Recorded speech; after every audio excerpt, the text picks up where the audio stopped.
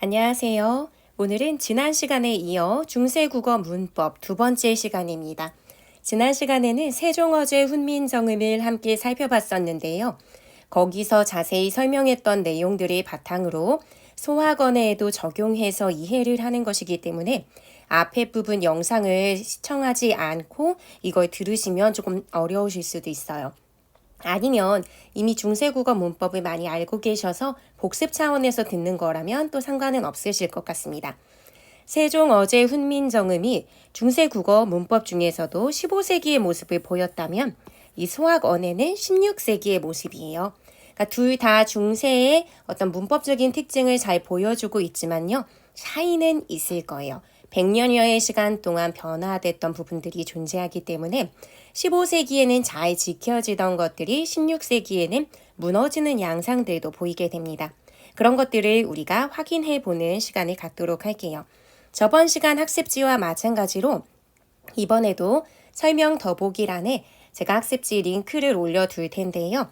그 링크를 누르시고 미리 내려받으시면 전체를 정리하는 데 도움이 되는 학습지를 미리 준비하고 수업을 들으실 수 있습니다.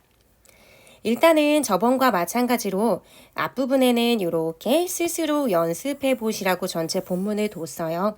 그러니까 수업을 다 들으신 다음에 여러분 스스로 공자이라고 했을 때 이거는 주격조사지 뭐 이런 식으로 확인하고 메모하면서 복습을 하시면 될 것 같습니다. 뭐 이런 식으로요.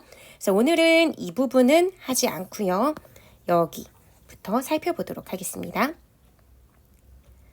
공자이 증자다려 닐러 가라샤데 라고 되어 있죠.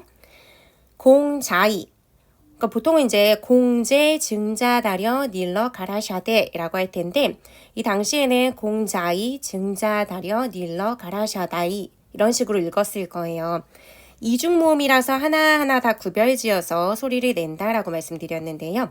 여기의 뜻은 공자께서 증자에게 닐러 말씀하시기를 이라고 해석을 하시면 됩니다. 일러 말씀하시기를.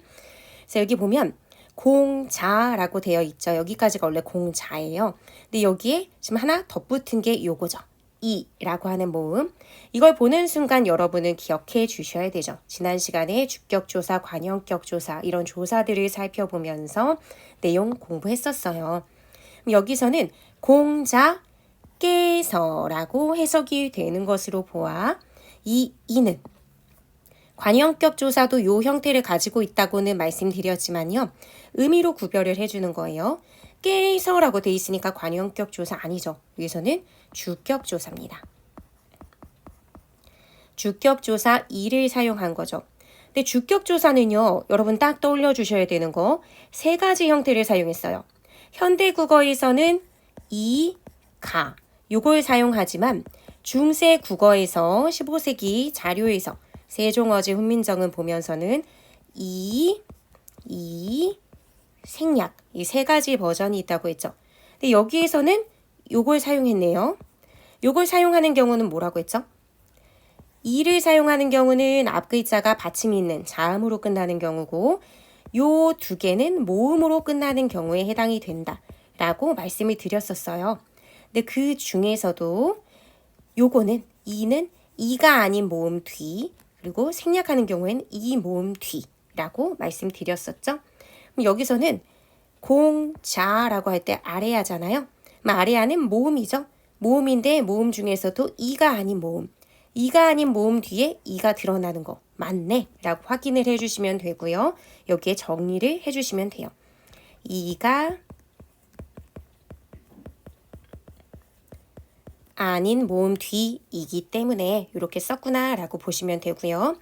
여기도 역시 마찬가지로 이런 표기들이 존재합니다. 이런 거 음의 높낮이를 표현하는 방점이라고 말씀드렸었죠. 여긴 지금 점이 다 하나씩 찍혀 있는 것들만 있는데요. 그러면은 거성이죠. 약간 들린 소리를 내는 거고 점이 없는 부분 이런 글자들은 평성, 낮은 소리를 내는 것. 점이 두 개가 찍혀 있으면 낮은 지점에서 높은 지점으로 올라가는 상성, 이라고 말씀드렸었습니다. 어쨌든 여기에 여전히 성조 표시가 계속 되는구나도 확인을 해 주실 수 있으세요. 그래서 방점이 계속 사용이 되고 있습니다. 공자, 증자다려 할 때 증자 이 부분을 보시면요. 우리 세종어제 훈민정을 보면 문자와로 서로 삼았디 아니할 사이 이렇게 얘기할 때 문자, 자에는 받침이 없어요. 그런데도 형식적인 이응은 표기를 해서 이렇게 써 있었습니다. 기억나세요? 그 차원으로 생각해 보자면 여기서도 읽을 땐 증자지만 이렇게 표기가 되어 있어야 되거든요. 근데 그렇게 안 돼 있죠. 즉 한자음을 표기할 때 원칙을 세운 동국정운식 한자음 표기에서 세종어제 훈민정을 보면 초성, 중성, 종성을 무조건 갖춰 써야 된다는 규칙이 있어서 소리가 안 나는 경우 음가 없는 이응을 썼었어요. 그런데 이제 그런 형식적인 거 굳이 왜 하냐? 라고 생각을 했겠죠. 이런 동국정운식 한자음 표기가 사용되지 않는 모습이 보입니다. 즉 현실적인 한자음 표기, 실제로 소리 나지 않는 건 아예 표기조차 하지 않는다라고 하는 거죠. 그래서 여기 그동안은 15세기에는 음가 없는 이응을 쓰면서 받침 표기를 했던 부분에도 그 표기조차 하지 않는 것, 우리 지금 사용하는 표기로 가까워졌습니다. 이어서 볼게요. 공자이 증자다려 닐러 가라샤데라고 하는 부분. 가라샤데, 지금도 뭐 가라사대 이런 식으로 해서 뭔가를 말할 때 이렇게 표현을 하는데요. 이건 말씀하시기를 이라고 표현이 되는 부분이죠. 근데 이것 역시 15세기에는 이렇게 하면 어떻게 써야 되냐면 가라샤데 뭐 이런 식으로 썼어야 돼요. 왜냐하면 앞에 있는 받침 자음이 뒤에 빈자리, 사실 이거 모음만 존재하는 거니까 이 자리로 넘어가는 이어 적기를 지켰었죠. 근데 지금 보니까 이어 적지 않고 있어요. 즉 끊어서 적고 있죠. 나누어서 적었다 해서 분철 표기라고 하죠. 요거는 이어 적기고 연철 표기라면 요거는 끊어 적기의 분철 표기라고 생각을 해주시면 됩니다. 그래서 이제 받침을 뒤에 오는 모음으로 넘기지 않는 거죠. 그럼 이거를 16세기 자료가 지금 서학원에니까 16세기에는 무조건 끊어 적기를 했느냐? 이건 또 아니에요.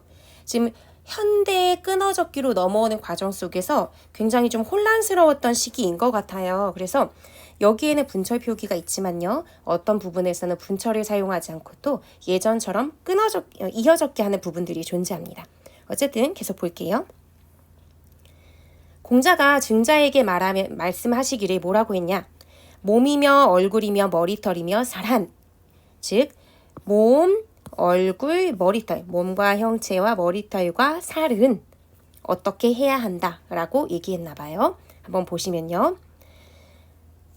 뜻으로 뭐뭐이며 한 게 다 와, 과 이런 걸로 다 연결을 했다는 것을 우리 이 뜻풀이를 보면서 알 수 있습니다.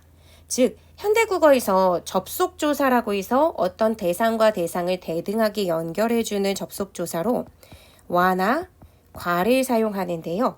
그것과 동일한 기능을 이 이며라고 하는 말로 하고 있구나 라는 것을 알 수 있고요. 여기도 마찬가지로 앞글자 받침이 뒤로 넘어가면 쓸 때 모, 미, 며, 얼굴이며 이런 식으로 써야 되는데 다 이렇게 몸이라는 단어, 이며라고 하는 단어 다 구별지어서 써줬죠.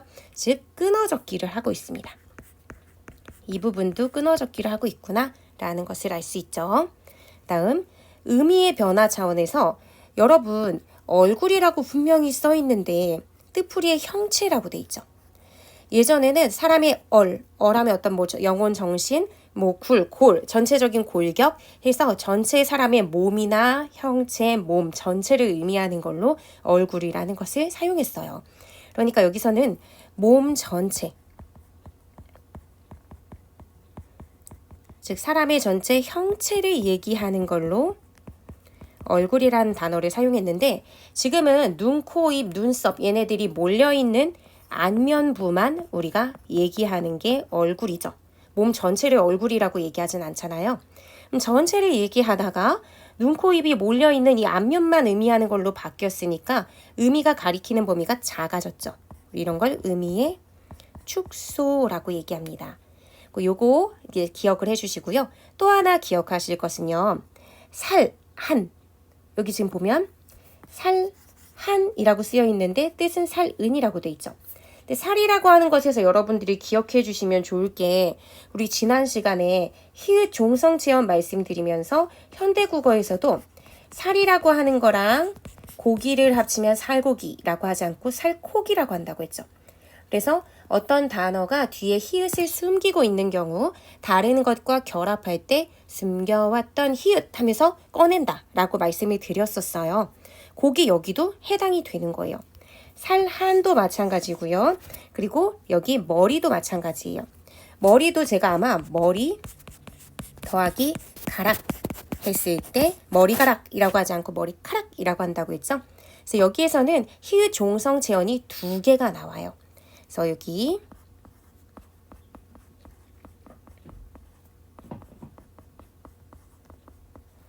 머리가 히읗 종성 체언이고요. 이게 털이라고 하는 말을 만나게 되면서 지금 자음끼리 충돌을 하니까 히읗이 생략됐다 라고 보는 게 교과서 관점이고요.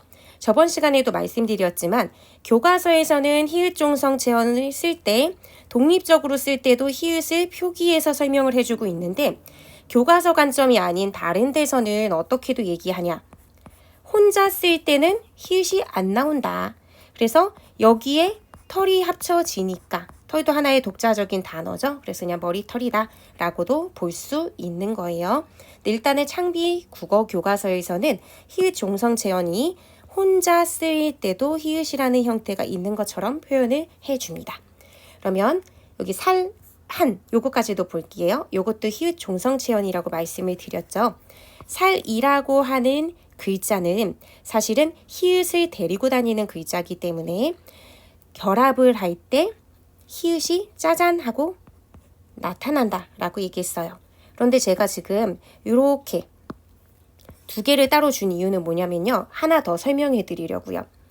여기에 지금 어미가 결합을 하는데 어미가 결합할 때 우리 지금은 살은이라고 해서 요거 하나만 씁니다.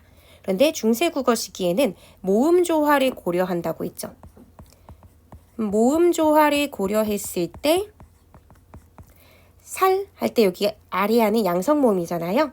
그래서 같은 양성인 안, 이 형태를 선택하고 음성 계열인 은은 선택하지 않는 거죠.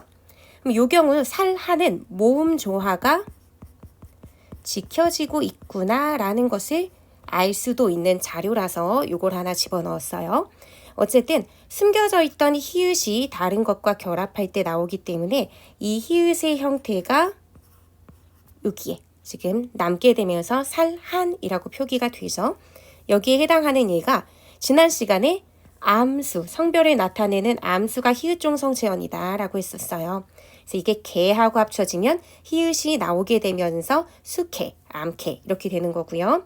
병아리도 히읗과 비읍이 같이 결합하면서 피읍이 되고 안을 의미하는 이 단어도 히읗 종성 체언이라서 박이랑 합쳐지면 안팎 이렇게 된다고 말씀드렸던 그 예들입니다. 이어서 볼게요. 공자께서 증자에게 말씀하셨어요. 몸이랑 얼굴이랑 머리털이랑 살은 모두 부모께 받은 것이다. 그러니까 부모께 받은 것이니까 소중히 여겨야 되는 거죠. 우리 신체 발부 수지 부모다 뭐 이런 말 있잖아요. 여기 표기를 한번 볼게요. 부모께 받자온 것이라 할 때 여기도 시옷 기억이니까 사실은 이게 어두자음군 계열 합용병서이기도 하지만 어두자음군으로 설명을 할 때는 시옷 기억이 다 받침이 됐을 거예요. 부모 스키 받자온 것이라 뭐 이런 식으로 읽었겠죠. 그래서 어쨌든 의미로는 모모께 이게 이제 같은 의미고 나중에 이 시옷께 합용병서가 된소리로 바뀌었다고 했잖아요. 근데 실제로도 이게 깨로 남아있는 걸 보니까 정말 된소리로 바뀌었구나 라는 것을 확인할 수 있어요. 그래서 여기서는 어두자음군, 어두에 2개 이상 자음이 무리지어서 나왔고요. 그리고 서로 다른 자음을 나란히 놨으니까 합용병서도 맞습니다. 이 시옷께, 시옷이 앞에 나온 합용병서가 나중에 된소리로 바뀌었잖아요.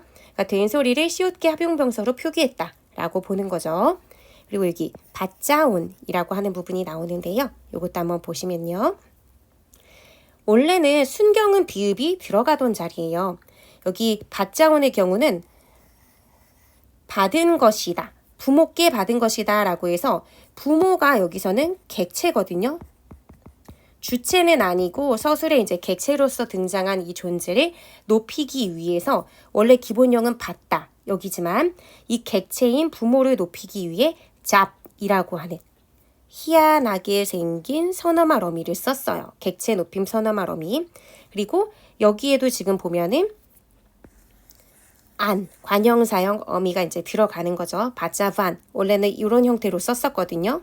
모음 조화도 지켜지면서 객체 높임 서너말 어미도 썼었어요.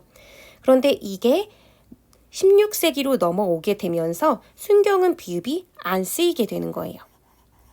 지금 요거는 파란 글씨로 돼 있으니까 창비 국어 교과서에는 나오지 않은 부분입니다. 근데 여기는 참고해서 알아주시면 좋을 것 같아서 넣었어요.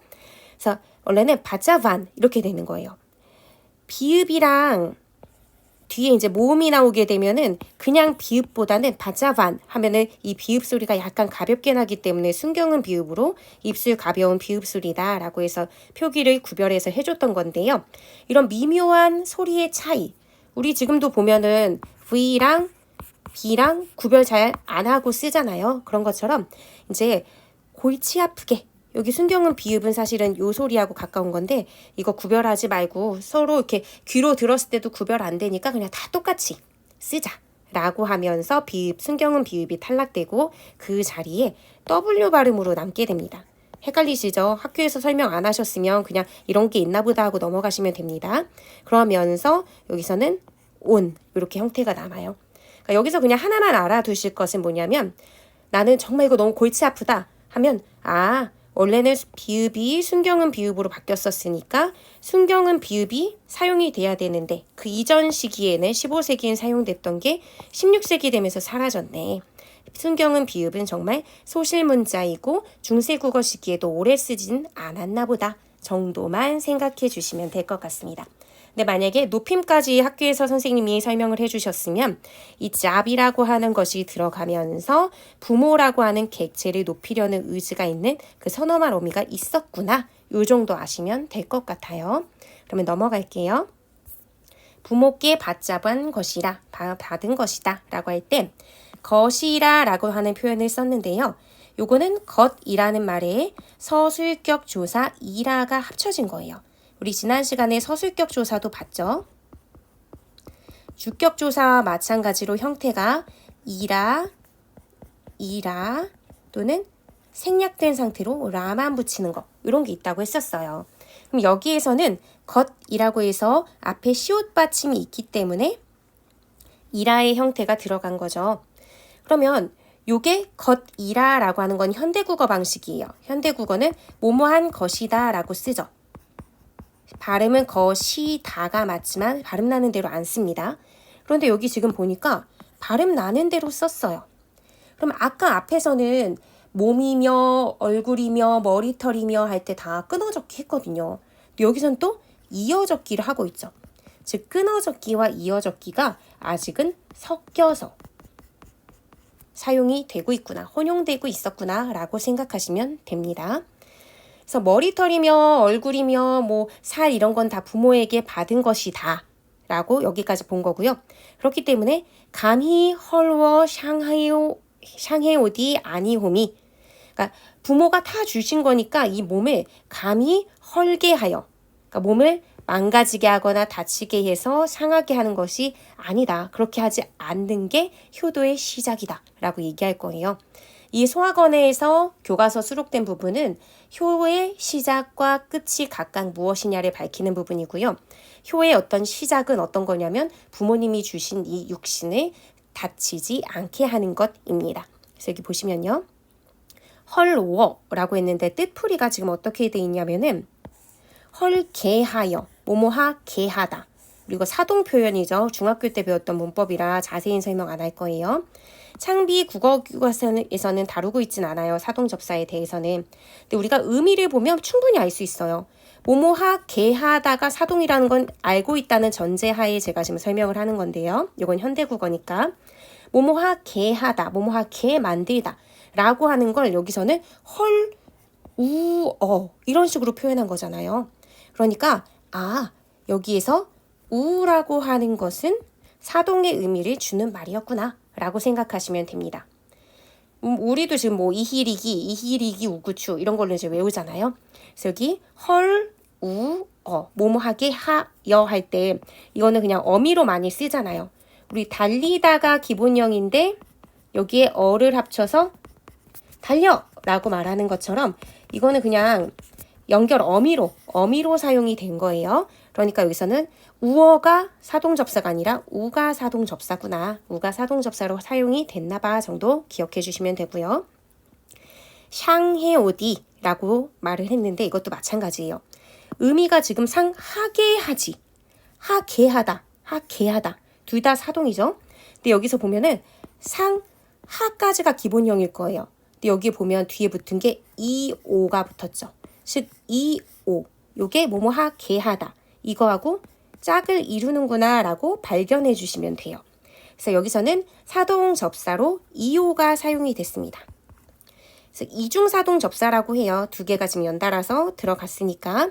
그래서 상하게하지라고 할 때 사동접사가 사용됐구나 라는 거 하나 아실 수 있고요. 상해오디, 상하디 이런 식으로 지금은 지로 사용이 됐죠. 이거 상하디 아는 거야? 뭐 이렇게 우리 지금 얘기하지 않아요. 상하지라고 하지. 국외음화에 대한 설명은 세종어제 훈민정음에서 자세히 했기 때문에 따로 쓰진 않지만 디귿, 티읕 이런 것들이 뒤에 이계열 모음을 만나면 지읒이라든지 치읒으로 변하게 되는 그 현상을 국외음화라고 얘기하죠. 그게 현대국어에서는 일어나고 있는데 중세국어에서는 일어나지 않았구나. 세종어제 훈민정음에서도 일어나지 않았는데 지금 이 소학원에서도 일어나지 않았네 라고 보시면 됩니다. 그리고 여기 감히 허러 샹해오디 아니홈이라고 할 때 아니홈 뜻은 아니함이라고 되어 있죠. 그러니까 지금 우리 쓰는 말이랑 거의 비슷하긴 한데요. 아니하다. 여기 써놨네요. 여기 아니하다가 기본형이라고 했을 때 명사형어미 옴이나 움 중에 이제 선택을 해야 돼요. 옴은 양성모음 뒤에 들어가는 걸 거고 음은 음성모음 뒤에 들어가는 거겠죠. 근데 여기서 아니 하 할 때 이 아래하는 양성이잖아요. 그러니까 양성이기 때문에 여기에서는 뭘 선택한 거예요? 옴을 선택한 거죠. 그래서 여기에는 같은 양성인 옴을 사용하고 있어요. 그래서 아니하오미, 그래서 줄여서 아니호미 이렇게 줄어든 거죠. 즉 이 부분에서는 모음 조화가 반영이 됐구나 라고 알 수 있을 거고요. 그리고 보통 같으면 15세기 같으면 아니호미 이렇게 쓸 거예요. 여기 뒤로 넘어가게 되면서 근데 여기서 이 부분에서는 또 끊어적기를 하고 있죠. 요 형태를 다 유지시켰어요. 그래서 끊어적기가 사용되고 있구나 라는 것을 알 수 있습니다. 그래서 이렇게 몸을 상하게 안 하는 것이 효도의 비르솜이요. 비르솜. 우리 뭐뭐로부터 비롯하다 하면 뭐뭐로부터 시작되다 라는 뜻이죠. 그래서 효도의 시작이다. 효도의 시작은 일단 부모님이 주신 몸을 망가뜨리지 않고 다치지 않게 하는 것이다 라는 뜻입니다. 여기서 효도에 라고 할 때 이 부분에서 또 기억해 주셔야 되죠. 세종어제 훈민정음에서 관형격 조사 얘기했었어요. 관형격 조사 의, 에, 시옷 요게 나왔었죠.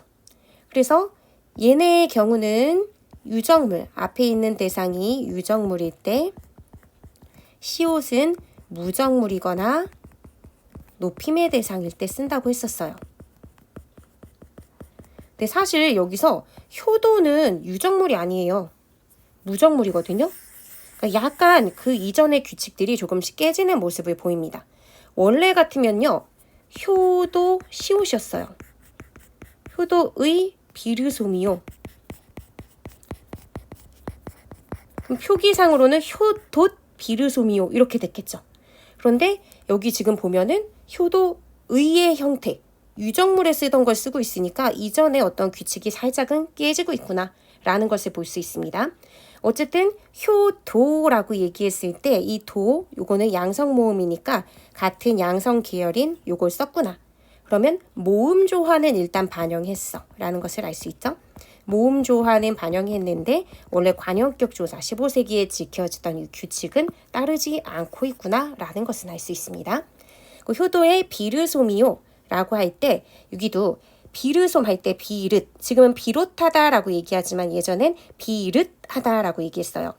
비릇이라고 할 때 이 은은 음성 모음이죠. 그리고 여기서 비르솜이라고 했으니까 비르스옴 이거죠. 요걸 선택한 거죠. 어라? 이거는 양성 모음을 선택했네요. 즉 음성과 양성 불일치하죠. 여기서는 모음 조화가 파괴된 모습 볼 수 있고요. 앞에서는 또 바로 같은 문장인데 여기선 지키고 있어요. 근데 여기선 안 지키죠.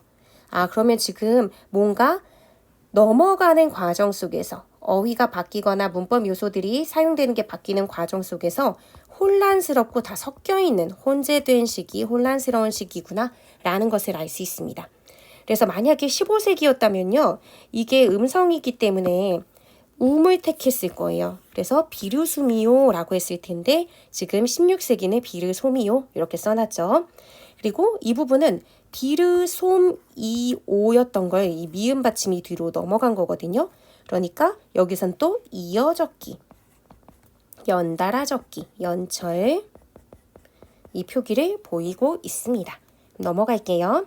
그러니까 이게 효도의 시작이다 라고 했고요. 효도의 마침이 뭔지 얘기할 거예요.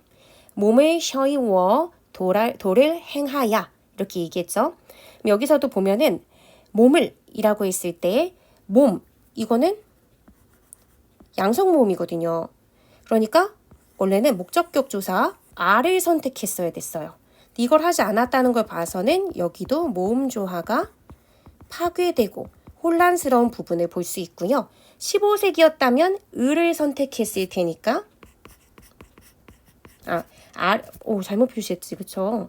지금 여기 보면은 여기 모음을이라고 되어 있으니까 을이라고 한 거고 양성 모음 몸에다가 음성인 을을 선택했으니까 모음 조화가 파괴된 거였고요.